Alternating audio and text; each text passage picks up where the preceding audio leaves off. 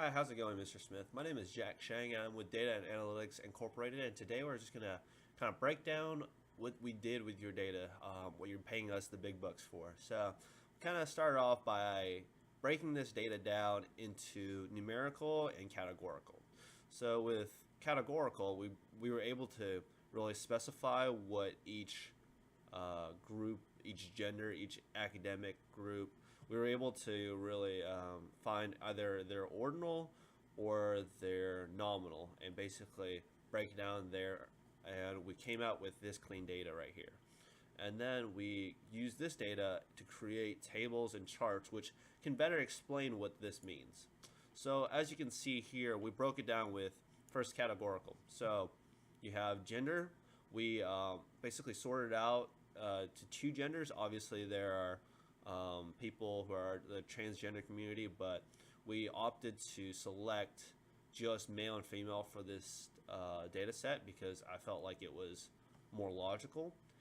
With academic classifications, we broke it down to freshman, sophomore, junior, senior, and post-bachelors because there were a group of others, but I really didn't understand what you would be categorized as if you were other. So with majors, we kept it in the order that it was given. We believe that there's the general business and all the other business segments, business major segments, and then you have other individuals who aren't majoring in business but who would like to benefit from a class like data analytics because it's so huge in today's market. Obviously, we have a group that was high school. We took out the others for the high school because if you're not in Arkansas and you're not from the U.S., but you are from the U.S., what else would you be? That categorizes everyone. So I don't know where others would be, either Mars or the moon. We kept the GPA. We brought the range from 0.0 to 3.5. We didn't let the students choose. We just kind of categorized them into 0.5 ranges. It cleans up the data a little bit. And the class that was most popular is business statistics. The majority of students who are majoring in this class, majoring in MIS, are taking this class. And left hand, right hand, pretty generic there. We cleaned out the ambidextrous. Majority, I would say, are right-handed individuals, and we didn't add a chart for the weight, as you can see here. So we're gonna kind of look over the charts real quick. Left and right-handed, the majority are right-handed. It's about a 1-to-9 ratio. We didn't have the weight because there's such a vast range of individuals between the two weights. Semester, it's obviously clear that slightly more, a larger majority of people are taking the spring. I do believe that this is a major that this class is a class you need to take to graduate with a business degree. So I can see that a lot of people would prefer to take it in the spring. The class, the majority are business statistics management. The GPA, you see the big chunk, the mode as you would call it, the big chunk of people are between 2.0 and 2.49. That's about a C minus to C average. I mean, C's get degrees, so I can't really complain there. But you can also see that you have a larger number of people with a higher GPA than that, so that's always good to see. Obviously, the majority of people taking this class are from graduated from Arkansas high school. It is the University of Central Arkansas. The majority of people don't come from out of state, and we do have a decent number of foreign exchange students who are coming in. And the majority of people who are taking this class, or the major, is MIS. Obviously, I believe that this is a MIS requirement to take before you can graduate. The majority of people taking this class are seniors in college. I believe that obviously you have to have certain requirements to take this class. So I don't even understand how freshmen and sophomores got into this class. And the majority of people in the business school, I believe, are male. So the gender discrepancy is pretty valid.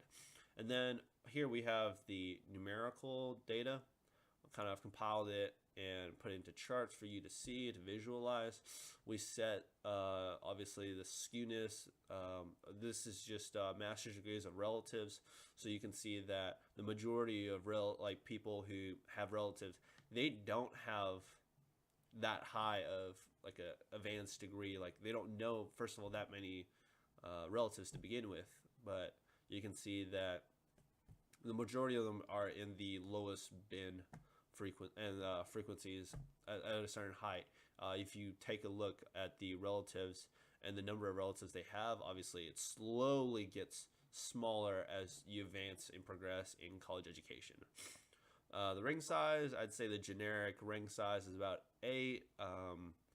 Most people don't have ring sizes that pushes 14, 16, 18. That would just be humongous. And I believe that 18 is never a real ring size. The height varies. Obviously, you have males and females, so the proportion kind of have to find a happy medium there. And I'd say 70 inches is the mode of the height. And the age, I would generally say, obviously, you can see from this chart that the majority of people fall in between 20 and 25 years old. Anything over that would be considered not. It would be considered not post-bachelor, but non-traditional students. So yeah, the majority of students are between 20 and 25 years old. And you'd see a lot more people. I believe the data collected were a lot higher in years 14, 15, and 16 as opposed to years 11, 12, and 13. And obviously you can see from the weight here, the majority of people don't weigh 400 pounds. You see most people between a healthy weight of like 150 to 200 pounds. And you can see that there's certain like skewness in the graphs, but generally we've cleaned up the graphs so they have a general understanding of what they mean. All right, thank you for your time, Mr. Smith. I appreciate it. And if you have any questions, please don't hesitate to ask. My name is Jack Shang, and we thank you for your business.